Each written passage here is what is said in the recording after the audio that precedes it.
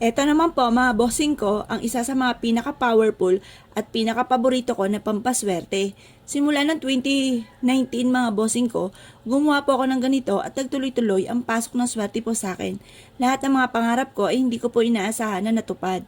Bukod po sa talaga namang ako'y humingi ng sign sa mahal na Panginoon, nabigyan lang ako ng isang pagkakataon at hindi ko to sasayangin. Lalo ko sisipagan at gagalingan mga bossing. At ito nga po hindi ako makapaniwala sa mga sunod-sunod na blessing na dumating po sa akin. Pero syempre mga bossing ko, kailangan po natin ng magtiis, sipag at tiyaga lang talaga mga bossing. Dahil wala pong patutunguhan ng ating pong mga pangarap kung kayo po ay batugan. Kasi ako po mga bossing ko dati, ako po ay kino-question ko pa mahal na Panginoon. Bakit ano po nangyari sa akin? Mantalang napakasipag ko naman at lahat po ay nirarakit ko. Bakit ganoon ang aking buhay? Ako po mga bossing ko ay humingi nga po ng sign, isang pagkakataon lamang at hindi ko po ito sasayangin. At dinagdag ko lang po sa buhay namin ay pampaswerte. Kagaya po nitong asin at ganoon din po ang dahon ng laurel. Paborito ko po ito na pampaswerte na inilagay ko mga bossing ko sa isang shot glass at tinusok ko ang dahon ng laurel. Pwede nyo rin po itong ilagay sa isang mangkok na dami-damihan nyo po yung asin at tapos tusukan nyo po ng dahon ng laurel. Ang dahon ng laurel ay isa sa mga napaka-generous na magbigay ng blessing. At ganoon din po mga bossing ko, ang asin naman ay nagtataboy ng mga kamalasan. Focus ka lamang, harap ka sa may silangan na 6:30 or kaya po ay alas 7.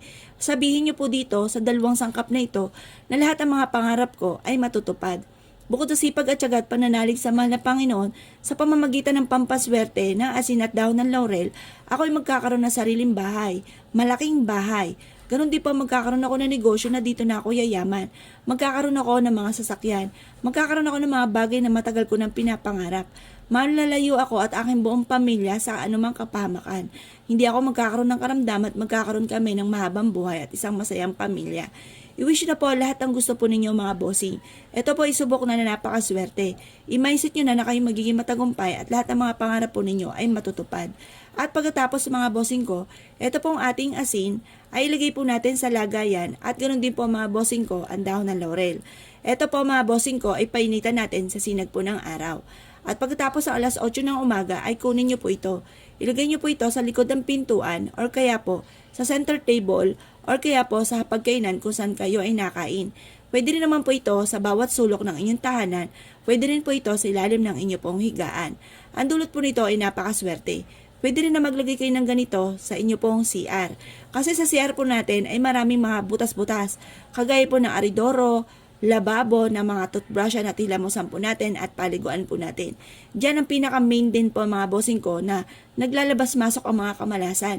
Kaya may na meron tayong proteksyon mga bossing. Ito po mga bossing ko, isa sa mga subok na at paborito ko na pampaswerte. Kung naniniwala po kayo at nais po itong gawin, subukan nyo na po ito mga bossing. Huwag ka na mag-alinlangan pa. Marami po nagpatotoo po dito at isa rin po ako mga bossing. Hindi na ako magtuturo dahil maraming blessing na naibigay po sa akin ito. Kaya ako po naniniwala at nais po itong gawin mga bossing.